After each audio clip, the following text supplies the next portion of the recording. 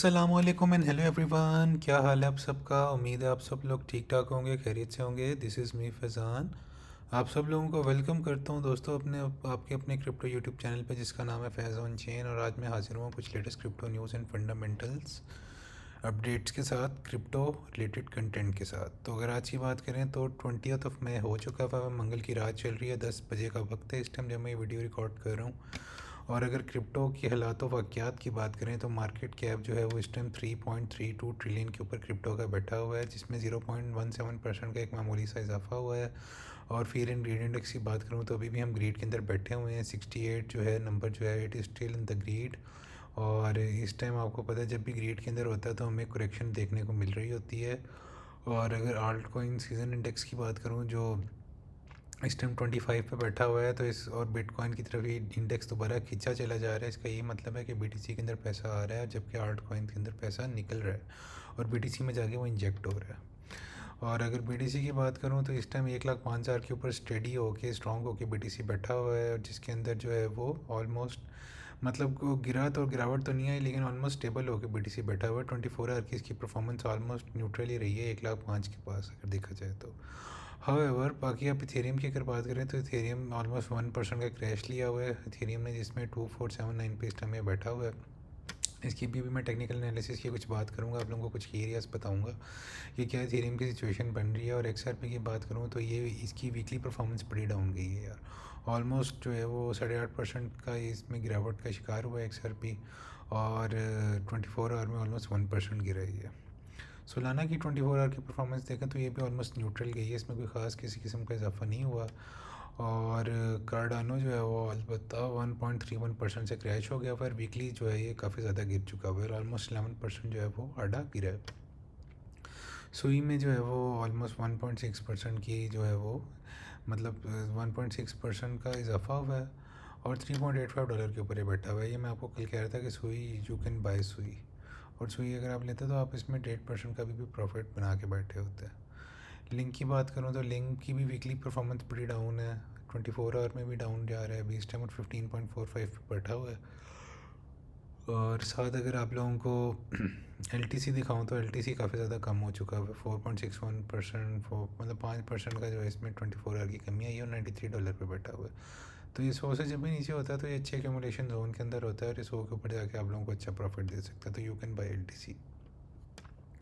Technical analysis की यार दोस्तों कुछ बात करूं और आप लोगों को कुछ की एरियाज दिखाता जाऊँ, बताता जाऊँ, और मार्केट साइफर इंडिकेटर की भी साथ साथ बात करते हैं। और अगर मैं डेली का टाइम फ्रेम खोलूँ आप लोगों के सामने तो आप ये देखें कि हमने पिछली जो डेली कैंडल थी वो जो थी वो रेड क्लोज़ की थी, रेड के अंदर बंद हुई थी। तो ये भी आज रेड के अंदर ही थोड़ी सी जा रही है कैंडल की अगर बात करूं। और इसकी एक खास वजह थी, मैंने आपको प्रीवियस वीडियो में बताया था कि हम एक बेरिश डाइवर्जेंस बना रहे हैं। 2 रेड डॉट प्रिंट हो चुके हैं, प्राइस ने हायर हाई लगाया है, जबकि जो मतलब बेरिश डाइवर्जेंस जो है इसने यहाँ पे एक लोअर हाई लगाया हुआ है।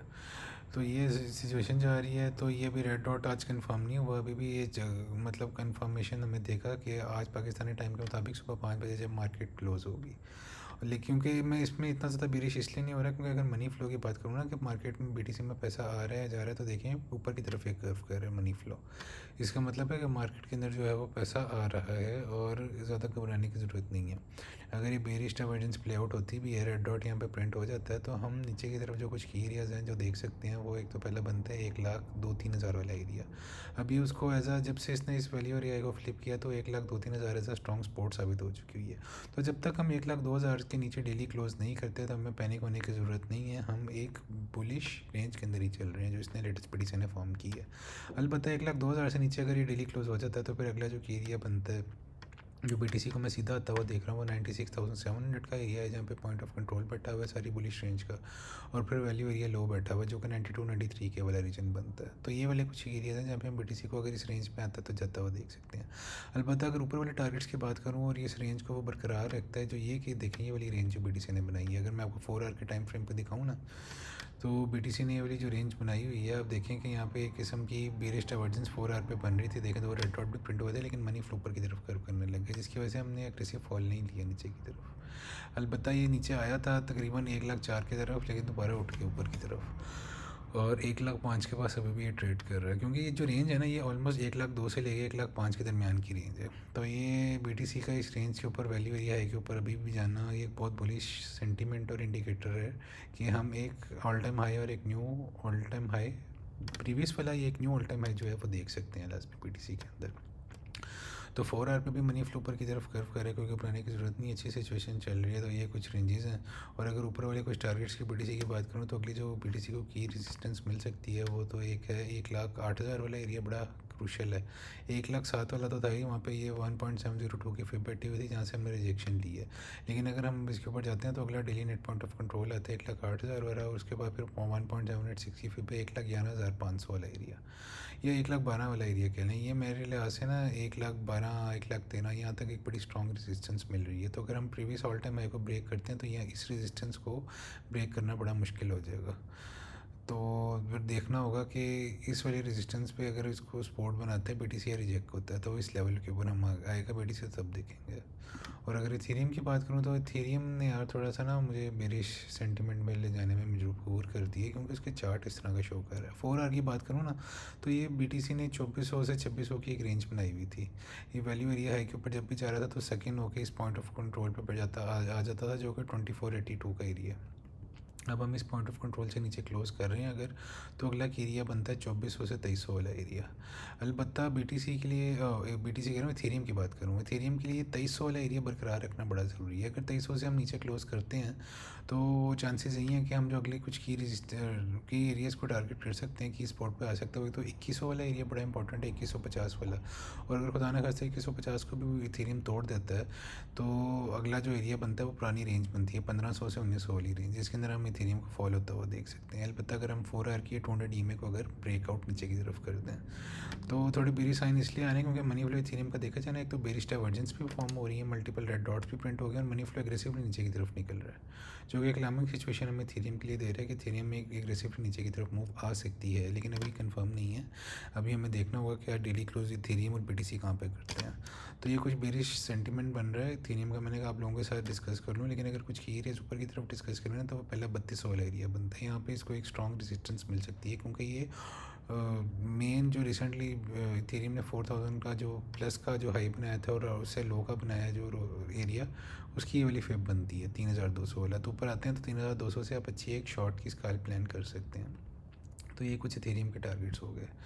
तो अगर जाते जाते मैं आप लोगों को आडा दिखाऊँ ना, आडा की क्या सिचुएशन बन रही है, तो ये आपको आडा की सिचुएशन दिखाते हैं अभी लेटेस्ट। और अगर आडा की बात करूँ आप लोगों के साथ तो ये आप लोगों को दिखाता हूँ।